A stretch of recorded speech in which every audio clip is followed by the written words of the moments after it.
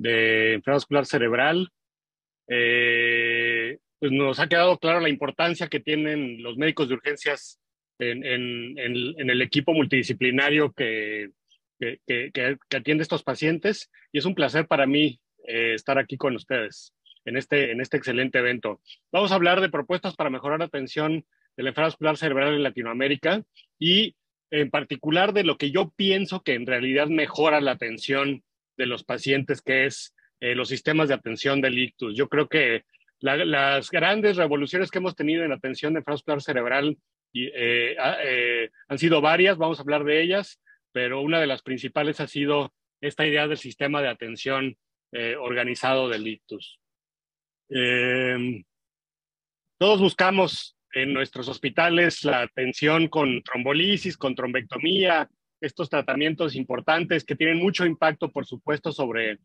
cómo le va al paciente, son muy sexys. Y de veras, cuando vemos un paciente mejorar clínicamente porque le hemos hecho un tratamiento de reperfusión, pues es muy bonito, pero esos tratamientos de reperfusión no se pueden aplicar a la mayoría de los pacientes y estamos lejos de aplicarlos en una buena cantidad de pacientes con infarto cerebral. Ahorita les voy a presentar algunas cifras. Entonces, sí es muy importante que los persigamos, pero también hay otro tipo de cosas que podemos hacer con los pacientes con infarto cerebral que tienen más impacto sobre la población. Entonces, a lo mejor en lugar de un Lamborghini necesitamos como un cochecito bueno que nos lleve a donde necesitamos o más cerca de donde necesitamos estar. Y les voy a hablar un poquito como de estas medidas en términos generales. No voy a hablar mucho de esto. Si ustedes trabajan en hospitales y sobre todo si trabajan en servicios de urgencias, conocen el impacto y la frecuencia con que se ven pacientes con enfermedad vascular cerebral. El sustento que utilizamos en muchas ocasiones son estos estudios de Global Burden of Disease, en que tiene la enfermedad vascular cerebral el mayor impacto entre todas las enfermedades neurológicas en términos de años de vida perdidos por discapacidad y en términos de muertes. Entonces, esto pues es la enfermedad más impactante en términos generales desde el punto de vista neurológico, y eso, bueno, pues ya nos lleva a querer esforzarnos por tratar a los pacientes que tienen esto. Y el camino de la enfermedad vascular cerebral ha ido recorriéndose. Los últimos 20 años han sido muy interesantes, con medidas específicas, como yo les decía, de trombolisis, de tratamiento de trombectomía, etcétera, y luego el desarrollo de las unidades de ictus, de las redes de ictus regionales, locales, en las ciudades y en los países, y ahora con la culminación de todo este proceso que son los Stroke Systems of Care, los sistemas de atención de ictus, en que estamos llegando o están llegando los países industrializados al momento en que pueden atender a los pacientes en forma tremendamente integral, y yo creo que es un modelo ideal para que lo busquemos aplicar en América Latina y para que mejoremos a los pacientes con infarto cerebral. Hay muchos documentos al respecto, pero el documento más actual y más amplio en términos de los sistemas de atención del ictus es este documento, que es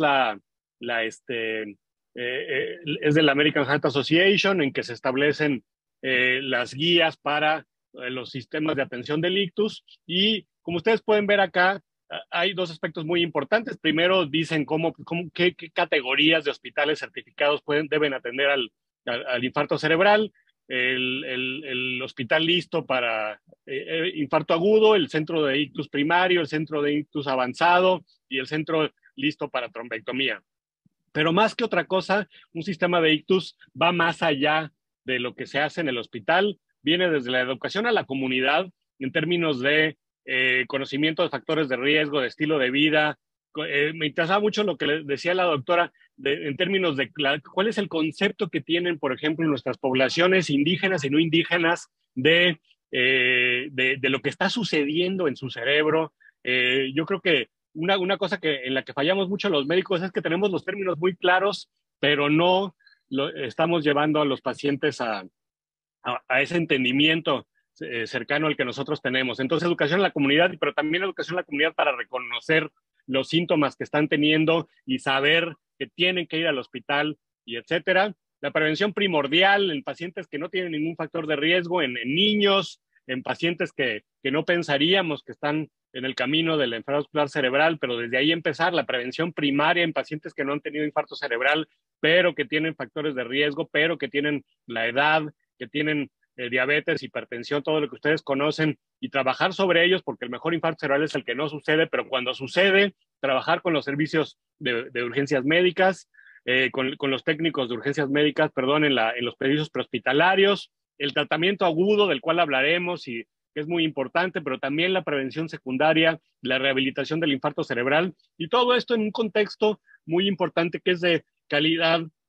y de mejoría de la calidad en la atención del infarto cerebral. Tenemos mucha información científica, pero esa información científica, como les abundaré al final de mi plática, no la estamos llevando a cabo en nuestros centros, y entonces tenemos que tener un sistema de retroalimentación en que le ofrezcamos resultados al paciente. No importa si mi hospital tiene un sistema o una forma de tratar el infarto cerebral, si no me estoy basando en lo que más relevancia tiene, que es la idea de que el paciente tenga un mejor resultado. Si no hacemos esto basado en lo que interesa al paciente, pues no tiene ningún caso que lo hagamos. A mí me gusta mucho poner este ejemplo acerca del impacto que tienen las definiciones, las campañas, etcétera. Estados Unidos, todos ustedes conocen el sistema de salud de Estados Unidos, no es un sistema centralizado en que el gobierno diga las cosas se tienen que hacer así y aquí está el dinero. En Estados Unidos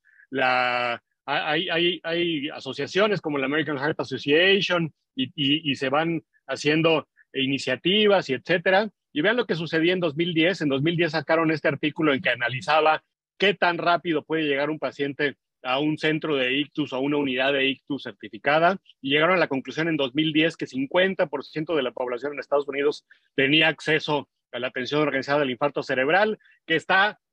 muy por encima de lo que sucede en México y muy por encima de lo que sucede en nuestros países latinoamericanos, pero ellos se preocuparon mucho, dijeron 50% es muy poco, etcétera. Agregaron las nuevas categorías de centro listo para infarto cerebral, de centro listo para trombectomía,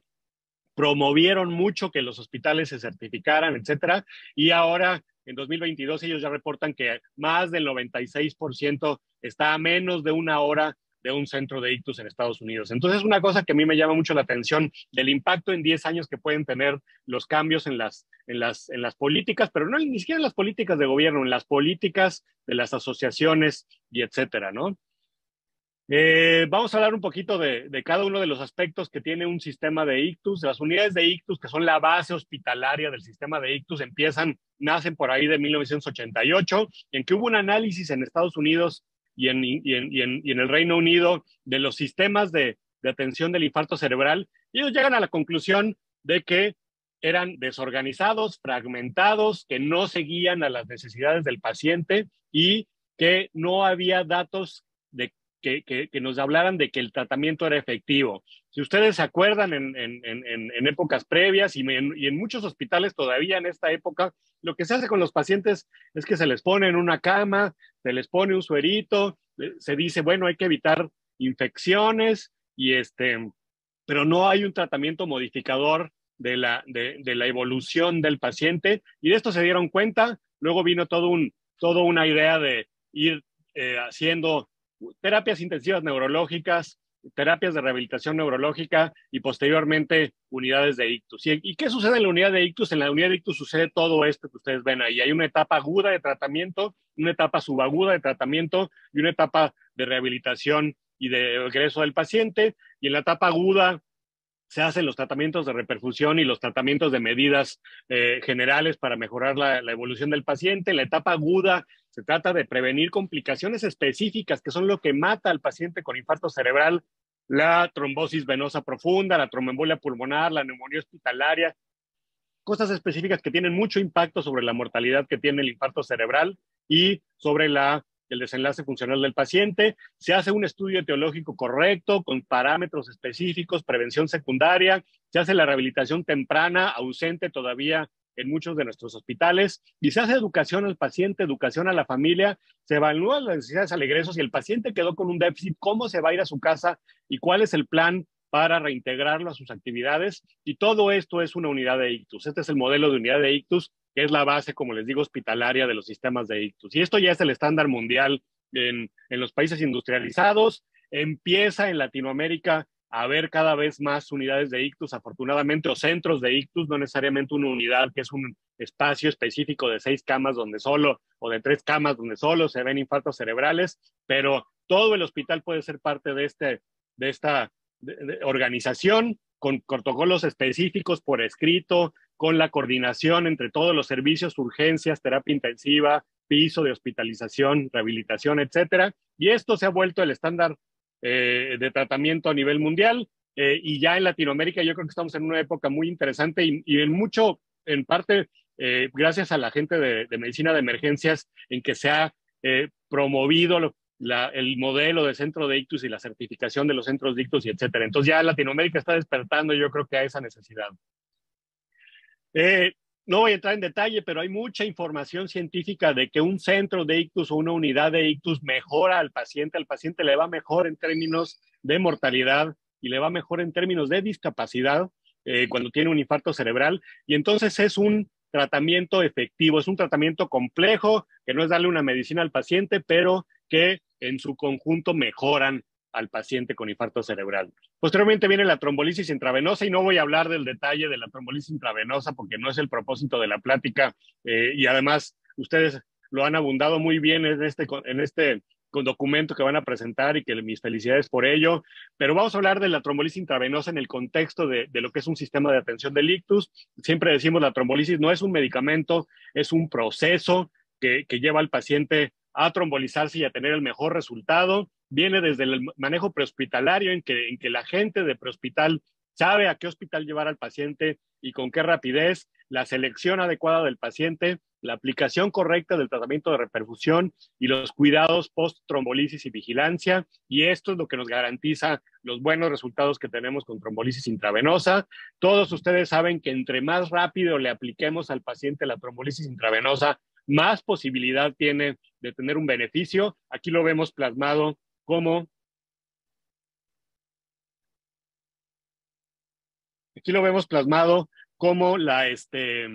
el número necesario a tratar, que es menor en los primeros 90 minutos, un poquito mayor en las 3 horas y mayor en las 3 a 4.5 horas, que es la ventana clásica que tenemos para trombolisis de los pacientes para el infarto cerebral. Y sabemos que entre más tiempo pasan los minutos de que empezó el paciente con síntomas y lo trombolizamos, menos posibilidad tiene de tener una mejoría con la trombolisis intravenosa. Entonces, ¿qué tenemos que hacer? Trombolizar a los pacientes lo más eficazmente posible, lo más rápido posible y con un proceso muy adecuado y muy rápido en nuestros hospitales. Se sabe que hay una buena interacción entre los sistemas de atención del ictus y la trombolisis. Los pacientes que van a un centro de ictus o una unidad de ictus se trombolizan con más frecuencia y se trombolizan más pronto y les va mejor en términos generales. Este es solo un ejemplo de muchos estudios que se han hecho al respecto y los pacientes tienen mejor resultado y más frecuencia de exposición a este tratamiento benéfico que es la trombolisis en los centros de ictus. Y como ustedes saben, este es el estudio famosísimo de Helsinki, en el cual fueron disminuyendo, aquí es el tiempo, puerta aguja, que fue desde 350 minutos y 10 años después, 12 años después, ya están trombolizando pacientes en menos de 20 minutos desde que llegan al hospital y cómo aumentan su número de pacientes trombolizados. Y este modelo que ya se ha acuñado como el modelo Helsinki que aplicamos en los centros de ictus, pues cómo nos puede llevar a eficientar, a darle un tratamiento más rápido a más pacientes y con un mejor resultado, por supuesto. El otro aspecto que quiero platicar con ustedes es la trombectomía mecánica, en que ya se utilizaban exclusivamente los stents retraíbles, ya tenemos unos 7, 8 años de experiencia con esto, ya en muchos de nuestros centros se realiza, pero ahora también la aspiración, que es más económica y que es una opción atractiva para los países latinoamericanos en que los recursos son limitados, pero bueno, ya conocen ustedes que el proceso de trombectomía mecánica, me interesa enfatizarles que la trombectomía mecánica también depende en su efectividad del tiempo. También entre más rápido llevemos al paciente al hospital y entre más rápido tengamos el proceso en nuestro hospital para llevar al paciente a tratamiento, mejor le va a ir. Y entonces por eso se habla, los grandes expertos en trombectomía mecánica hablan de que este éxito de la trombectomía mecánica no es por solamente el tratamiento de trombectomía mecánica, que afortunadamente es eficaz, pero también porque ese tratamiento se debe de llevar a cabo en un modelo de atención organizada que hace que el paciente correcto se lleve al hospital correcto y en el tiempo correcto, y se hace una selección adecuada con unos cuidados posteriores al tratamiento adecuados, y todo eso es lo que hace que los pacientes mejoren. Entonces, una vez más, la importancia y la interrelación de los sistemas de atención del ictus con estos tratamientos muy importantes. Y además, por otro lado, está la idea de que en una población de pacientes con infarto cerebral va a haber cierta cantidad de pacientes, más o menos 15 a 30% que van a ser candidatos a trombolisis intravenosa. Va a haber cierta cantidad de pacientes que van a ser candidatos a trombectomía, dependiendo de las características de la población y del hospital, pero alrededor de 15 a 20% de los pacientes que son candidatos a trombectomía. Habrá, perdón, pacientes que son candidatos a los dos tratamientos, pero todos los pacientes, el 100% de los pacientes con infarto cerebral son candidatos a los cuidados de una unidad de ictus, a los cuidados de medidas generales, a los cuidados de prevención secundaria, a los cuidados de prevención de complicaciones. Entonces, por eso digo que si la trombolisis, la trombectomía es el Lamborghini, pues nosotros podemos buscar eso, pero también debemos de buscar el carrito sencillo, que es la unidad de ictus, que nos lleva a ofrecerle un beneficio en términos de desenlace neurológico a todavía más pacientes. Entonces, vamos por partes. Y hay una buena relación, una relación sinérgica entre las unidades de ictus, la trombectomía y la trombolisis intravenosa. Si tenemos unidades de ictus, los pacientes tienen este beneficio extra de las medidas generales, pero además se hace más trombolisis intravenosa, más trombectomía, los pacientes están mejor cuidados, y entonces lo que tenemos que tener estos tres elementos importantes en el tratamiento del infarto cerebral, y que hacen que el paciente le vaya mucho mejor en términos generales. Y luego ya más allá del hospital, las que ustedes conocen como redes de ictus, que ya se engloban en esta idea del sistema de atención del ictus, que son redes de unidades de ictus conocidas y conectadas, certificadas y unidas por una cadena de atención prehospitalaria en que la ambulancia sabe a dónde voy a llevar a este paciente, pues a tal centro certificado, que a lo mejor no es el primer hospital que me voy a encontrar, pero está 15 minutos después, pero en ese centro se realiza una atención adecuada del infarto cerebral. Y entonces el modelo que ustedes conocen muy bien de la medicina de trauma, en que un hospital que está certificado y que tiene un nivel adecuado de protocolización de de la atención, va a tener mejores resultados. Entonces, hay muchos buenos ejemplos de cómo Helsinki es el principal, pero en muchos hospitales y en muchas regiones, de cómo la ambulancia sabe y a dónde llevar al hospital, y se están tomando decisiones. Por ejemplo, este es el ejemplo de Cataluña, que es muy bonito. Se están tomando decisiones de qué hacer con el paciente, diferentes modelos, el RIP, Ship and Retrieve, en que el paciente se va a un centro primario y se tromboliza con alteplasa o con tenecteplasa, y si necesita, porque tiene una oclusión de gran vaso o no tiene una repercusión, se le lleva al centro avanzado y se le hace una trombectomía, y eso se compara, que aleatorizan a los pacientes en protocolos bien realizados, se compara con modelos como el Mothership, en que el paciente se le detecta con una escala clínica en la ambulancia y se lleva directamente al centro avanzado. O ya hablaremos ahorita de las unidades de ictus móviles, en que la unidad va al domicilio del paciente y empieza la trombolisis intravenosa en el domicilio del paciente y ya lo lleva al hospital necesario. O el Rip and Drive, en que los médicos de terapia endovascular son llevados a estos hospitales que tienen salas de angiografía pero que no tienen el personal. Y entonces todos estos modelos ya en los, digamos, países avanzados en la atención del infarto cerebral se están comparando y se está tratando de ver cuál es lo mejor para el paciente en términos de tiempo y en términos de desenlace. Y entonces ya es una época como muy, muy interesante en términos de la información científica que tenemos. Y esto es lo que yo les mencionaba, que seguramente ustedes conocen, que tenemos en Europa, tenemos en Estados Unidos, en Latinoamérica, que yo sepa, el único país que lo tiene es Argentina. En Buenos Aires hay una de estas cosas, que es una unidad de ictus móvil, en que el paciente está la llamada al centro regulatorio y el paciente tiene características de tener un infarto cerebral, y entonces no va una ambulancia normal por el paciente, sino que va una ambulancia que tiene en su interior un tomógrafo portátil. A través de telemedicina con el centro especializado se ve si el paciente tiene un ictus, cuál es su escala de NIH, si tiene un problema de hemorragia, y si se descarta todo esto, el paciente se empieza a trombolizar en su domicilio y viene de regreso a la ambulancia ya con la infusión de trombolítico corriendo para continuar la atención del paciente. Esto está teniendo tiempos de atención en la primera hora de evolución del infarto cerebral. Ya hablamos de la hora dorada del infarto cerebral, y muchos pacientes están trombolizando en 20 y 30 minutos desde que empiezan síntomas, no de que llegan al hospital, pero desde que empiezan síntomas, con unos resultados muy, muy alentadores.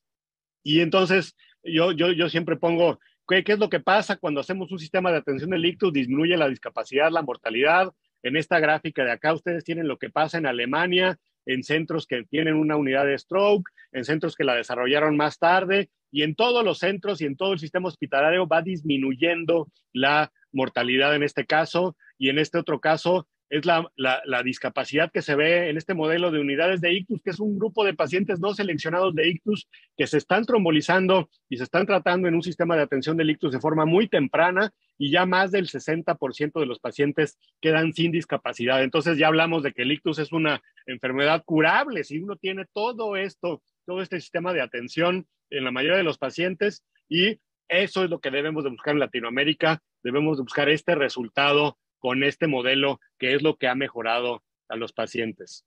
Y ya para terminar, hago una reflexión de el apego a guías clínicas. Yo creo que la enfermedad vascular cerebral, como toda la medicina, tiene un exceso, si es posible esto, de guías clínicas. Tenemos mucha información científica, se publican miles de artículos al año, y esto se traduce en guías clínicas muy bien hechas, con evidencia científica sopesada, analizada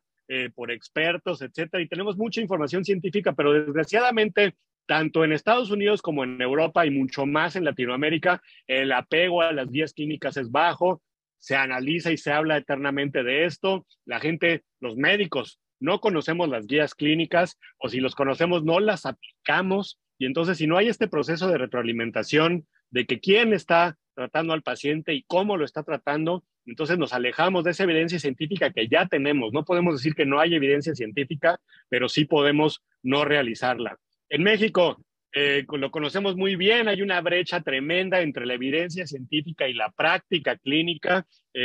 Esto es del estudio Premier de hace más de 10 años, en que solo 0.5% de los pacientes con infarto cerebral recibieron trombolisis intravenosa, y al egreso en prevención secundaria estábamos muy por abajo de lo que tenemos que hacer con los pacientes en términos de prevención secundaria, de tratamientos de prevención secundaria bien efectivos y bien comprobados. Recientemente el doctor Carlos Cantú, que platicábamos de él hace rato,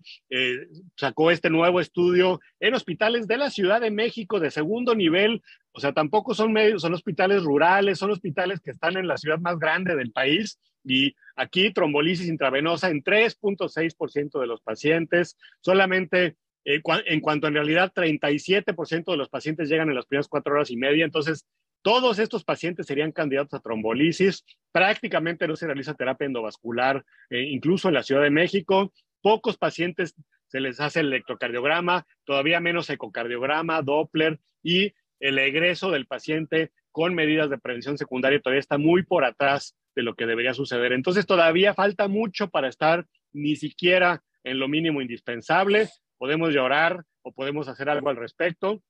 Lo que se postula entonces es entrar en este sistema de atención del ictus con centros de cuidados mínimos, con centros primarios que hagan trombolisis, con centros avanzados que hagan trombectomía de imagen avanzada. Yo creo que tenemos que buscar que nuestros centros que tienen tratamiento de reperfusión se certifiquen, mejoren la retroalimentación en términos de sistemas de calidad, y los centros avanzados también se tienen que certificar. Pero además tenemos que buscar estos centros de cuidados mínimos en el cual tiene que haber por lo menos algunas cosas, un tomógrafo que a lo mejor no está a las 24 horas, pero que se puede hacer tomografía al paciente, tratamientos básicos,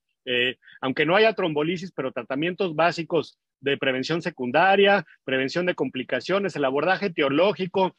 Pocos pacientes reciben ni siquiera un Doppler carotídeo para su atención, mucho menos un Holter y estudios avanzados de imagen vascular. la rehabilitación y el seguimiento, etcétera, y sobre todo estos centros que tengan capacidad de referir al paciente. Yo sé que hay gente aquí de varios países, yo sé que hay gente de muchas ciudades, pero yo les puedo hablar de la Ciudad de México. El sistema de referencia no está bien organizado y la ambulancia no sabe a dónde llevar al paciente. Y si un paciente llega a un consultorio o un paciente llega a un hospital de primera atención que no tiene tratamiento trombolítico, no se sabe bien o no hay manera de referir a un paciente que necesita un tratamiento trombolítico a un centro que lo realice. Entonces necesitamos trabajar mucho en Latinoamérica en este respecto.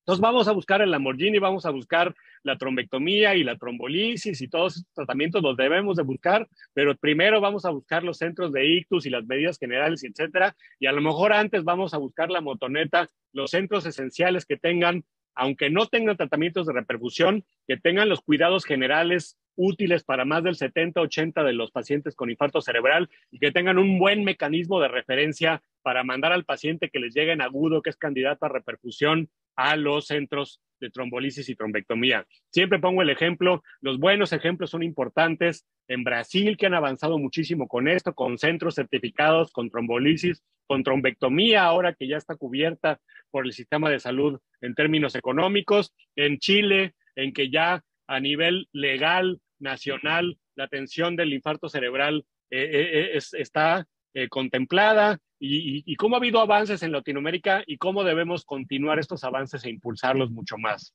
En México y yo creo que en muchos países debe haber un plan estratégico para la integración de sistemas de atención del ictus, guías de práctica clínica como esta que ustedes presentan y que nos den la información científica para basar nuestra atención, la certificación de centros de ictus y con eso ingrediente esencial que es ver cómo se están atendiendo a los pacientes y si estoy cumpliendo mis guías de práctica clínica en realidad en la rutina diaria y ojalá que el sistema de salud en México y en el resto de los países de Latinoamérica eleve a nivel de ley general de salud,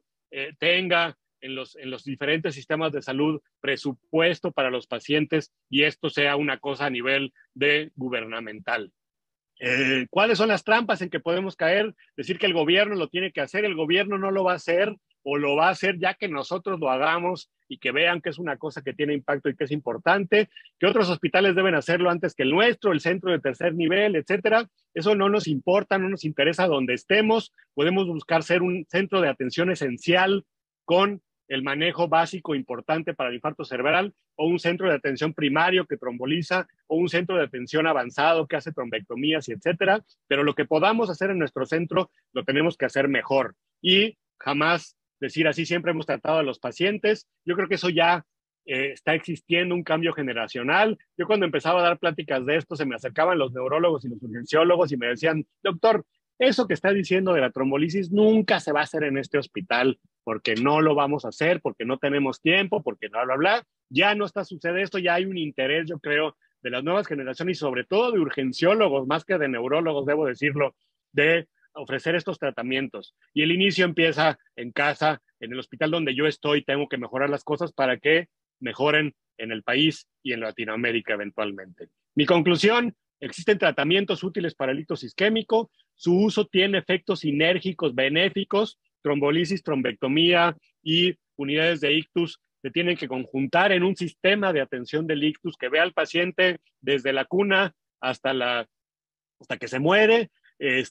y debemos de evitar lo más posible los infartos cerebrales, pero si sucede debemos tratarlos en la mejor manera a todo lo largo del espectro de la enfermedad. En México, en Latinoamérica, debemos perseguir inicialmente los manejos mínimos indispensables. Estamos lejos de darle lo mínimo que necesita el paciente y debemos trabajar en los grandes centros por trombolisis y trombectomía, pero también en los centros que no tienen tantos recursos en lo básico que se debe hacer con el paciente y de ahí debemos seguir elevando el nivel de atención. Esas son las propuestas, las ideas, el modelo que yo pienso que debemos utilizar. Les agradezco mucho la invitación para hablar de este tema que me interesa mucho. Los invito el año próximo, el 17 a 19 de agosto de 2023, al Congreso Amevasc anual en la Ciudad de México y en que tenemos una excelente interacción entre neurólogos, neurólogos vasculares, urgenciólogos, sistemas de atención prehospitalaria, etcétera, para ofrecerle a nuestros pacientes con enfermedad vascular cerebral la mejor opción y les agradezco mucho nuevamente la invitación a estar aquí con ustedes.